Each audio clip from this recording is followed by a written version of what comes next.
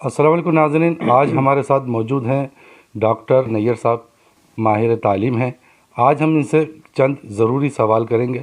Doctor صاحب، یکساں تعلیمی نظام جو پی ٹی آئی کی گورنمنٹ لانے جا رہی ہے، اس کو آپ کس طرح سے دیکھتے ہیں؟ شروع کا جو ان کا وعدہ تھا کہ یکساں نظام تعلیم ہوگا، وہ تو بڑا خوش آئند تھا، ہم سب بہت خوش تھے۔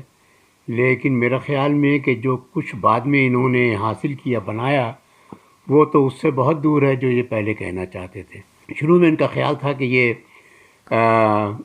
یکساں نظام تعلیم، ہم سمجھے کہ اس کا مطلب یہ ہوا کہ جو خراب تعلیم ہے جو ہمارے سرکاری اسکولوں میں ہوتی ہے، اس کو یہ بہت اچھا کر دیں گے، بہترین اسٹینڈرڈس وہاں لے کر آ جائیں گے، خود مدارس سے بھی کہیں گے کہ بھی وہاں تک آؤ۔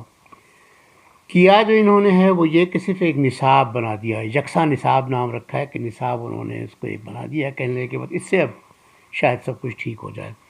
اس سے ٹھیک نہیں ہونے والا، کیونکہ جو نصاب انہوں نے یکساں نام کا بنایا ہے، اس میں انہوں نے دو کے اندر کمپرومائز کرنے کی کوشش کی ہے، اور تیسرے کو شروع میں انہوں نے تھوڑا سا شامل کرنے کی کوشش کی، بعد میں اس کو چھوڑ دیا۔ تو میں وہاں سے شروع کرتا ہوں کہ ان کا اب خیال یہ ہے کہ یہ یکساں نظام تعلیم، یکساں نصاب جو ہے یہ ہر ایک پہ اپلائی نہیں کرے گا، یہ ایک بیئر منیمم ڈیفائن کرے گا، یہ منیمم کریکولم ڈیفائن کرے گا، اور اس کے آگے اگر کوئی جانا چاہتا ہے تو وہ چلا جائے۔ تو گویا انہوں نے جو بہت مہنگے جو انگریزی اسکول ہوتے ہیں جو برطانوی نظام کے اوپر امتحانات کے لیے اسٹوڈنٹس کو تیار کرتے ہیں، ان کو آزادی دے دی کہ آپ اپنا کرتے رہیں، ہم اس کو ہاتھ نہیں لگا رہے۔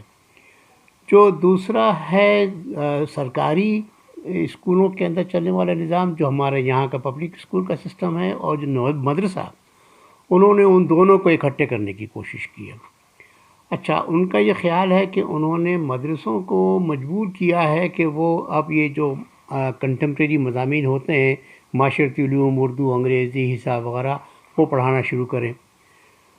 وہ تو پہلے سے ہی وہ پڑھا رہے تھے، جن کے پاس وہ گئے، انہوں نے کہا بھی ہم تو پہلے سے پڑھا رہے ہیں، کیونکہ مشرف کے دور میں جب ایک ریفارم ہوئی تھی مدارس کی، تو اس کے اندر ان سے کہا گیا تھا کہ آپ یہ مضامین پڑھائیں، تو وہ پڑھاتے ہیں۔ یہ اور بات ہے کہ وہ پڑھا کے سرکاری امتحانوں میں نہیں بٹھاتے اپنے اسٹوڈنٹس کو، اپنے خود امتحان لے لیتے ہیں، لہٰذا کوئی ہاف ہارٹیڈلی وہ پڑھاتے ہیں۔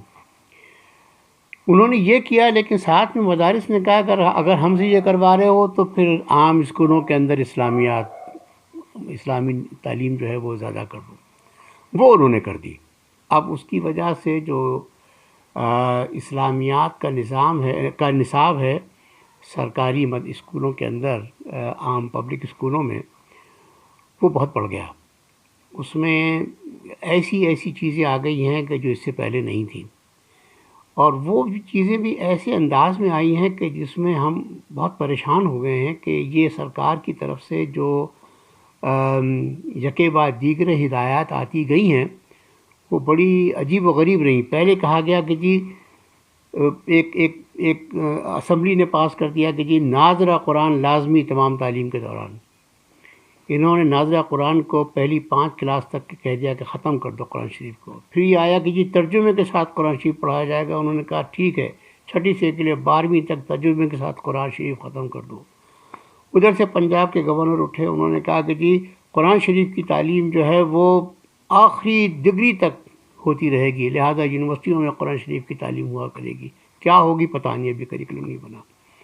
پھر عمران خان اٹھے، انہوں نے کہا کہ بھائی سیرت النبی پڑھائی جائے تمام اسکولوں میں، لہذا سیرت النبی بھی آ گئی۔ اس کے بعد پھر کوئی اور اٹھا، اس نے کہا جی عربی زبان کی تعلیم ضروری ہے، لہذا عربی زبان بھی کمپلسری ہو گئی۔ یہ جو ایک روش ہے یہ بہت حیران کن ہے، اور ایسا لگتا ہے کہ جیسے اچانک بخار چڑھا ہے اسلامائز کرنے کا ایجوکیشن۔ یکساں نصاب تعلیم سے آنے والے وقتوں میں کیا پریشانیاں ہو سکتی ہیں؟ آپ کو کیا اس میں دقت نظر آتی ہے؟ میرا خیال ہے اس میں سب سے بڑی دقت جو ہے وہ یہ ہے کہ جو اصل نصاب ہے وہ 2006 کا نصاب ہی ہے، تو 90-95% نصاب وہی ہے۔ جو تبدیل کیا ہے وہ باقی ماندہ نصاب ہے جس کے اندر اسلامیات زیادہ ہے. اب اسلامیات کا زور بہت زیادہ ہے اس کے اندر، اور اس میں جو میں نے ذکر کیا ابھی کہ عربی بھی پڑھائی جائے گی اور تفسیر بھی پڑھائی جائے گی اور وغیرہ وغیرہ، وہ تمام چیزیں ان سب کی وجہ سے طالب علموں کے اوپر اسلامیات پڑھنے کا بوجھ بہت زیادہ ہو جائے گا.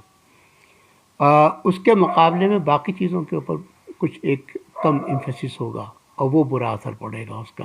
ان کو ٹھیک کرنے کی رتی برابر بھی کوشش نہیں کی ہے. جو یہاں پہ کمزوریاں تھیں حساب پڑھانے میں، یا کمزوریاں تھیں سائنس پڑھانے میں، یا کمزوریاں تھیں زبان پڑھانے میں، کہ زبان تک بچے جو ہے وہ 10 سال 15 سال پڑھنے کے باوجود بھی نہ ان کو اچھی اردو آتی ہے نہ اچھی انگریزی آتی ہے انہیں.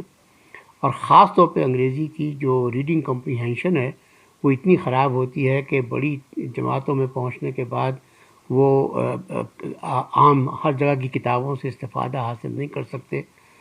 تو یہ جو چیزیں ٹھیک کرنے کی تھیں اس کی طرف کوئی قدم نہیں اٹھایا گیا. لہٰذا وہ کمزوریاں جو محسوس جو اس یہاں کے نظام میں موجود تھیں ان کے دور ہونے کا امکان نہیں ہے. بہت شکریہ ڈاکٹر صاحب. ناظرین، آپ نے ڈاکٹر نیّر صاحب کی گفتگو سنی. اگلے پروگرام کے لیے اجازت دیجیے گا. خدا حافظ. Hey there. Subscribe to my channel. And also press this bell icon, so you never miss any new updates, cause whenever we upload new video you will get a notification on your phone.